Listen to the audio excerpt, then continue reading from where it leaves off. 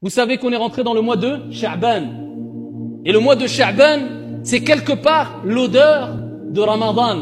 Car Ramadan est dans un mois. Allahumma ballighna Ramadan. Qu'Allah Jalla wa Ala nous fasse parvenir ce mois béni, rempli encore de trésors et de merveilles. On en parlera, insha'Allah tabaraka wa ta'ala. Donc le mois du Ramadan arrive à grands pas. Et le prophète alayhi salatu wa salam, ici fut interrogé par Oussama ibn Zayd, radiyallahu anhu wa arda. Comme il est relaté dans le hadith rapporté par An-Nasa'i bi sanadin sahih. Oussama ibn Zayd a dit, Ya Rasulallah, je ne t'ai jamais vu jeûner plus que pendant le mois de Sha'ban. Le prophète jeûnait énormément pendant le mois de Sha'ban. Et le prophète alayhi salatu wa salam a dit, c'est un mois auquel les gens sont beaucoup, vis-à-vis duquel les gens sont beaucoup négligents.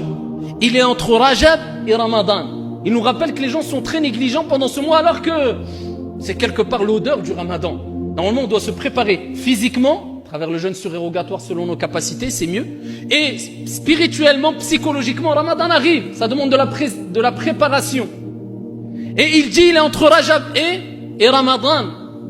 Et il dit, les œuvres sont présentées auprès d'Allah Azza wa Jal pendant le mois de Sha'ban et j'aime être en jeûne alors que mes actions sont présentées à Allah subhanahu wa ta'ala. Voilà pourquoi le prophète alayhi salatu wa salam multipliait les bonnes actions pendant Sha'ban et particulièrement as-siyam, le jeûne surérogatoire.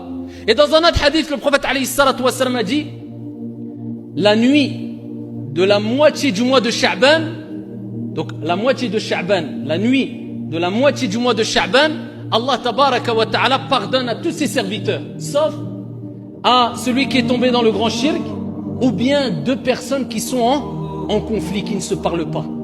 Donc s'il y a deux personnes qui sont en conflit, ils se sont disputés, deux croyants, ils ne se parlent pas, ils se font la tête, eh bien à ce moment-là, qu'ils sachent que sûrement Allah Jalla wa Ala ne leur pardonnera pas, tant qu'ils se font la tête, ils se sont disputés. Encore une preuve qui nous rappelle que le mois de Sha'ban, c'est aussi le mois de la réconciliation.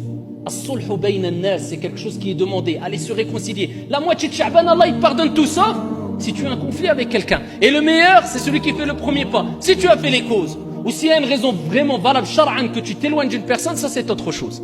Mais sinon, la règle de base, c'est l'union, et tu dois faire le premier pas pour la réconciliation. Ça, c'est parmi les énormes bienfaits que renferme le mois de Sha'ban. Donc, multipliez les bonnes actions, insha'Allah ta'ala, et qu'Allah tabaraka wa ta'ala accepte de nous toutes et tous nos œuvres salutaires pendant le mois de Sha'ban et pendant Ramadan, insha'Allah ta'ala.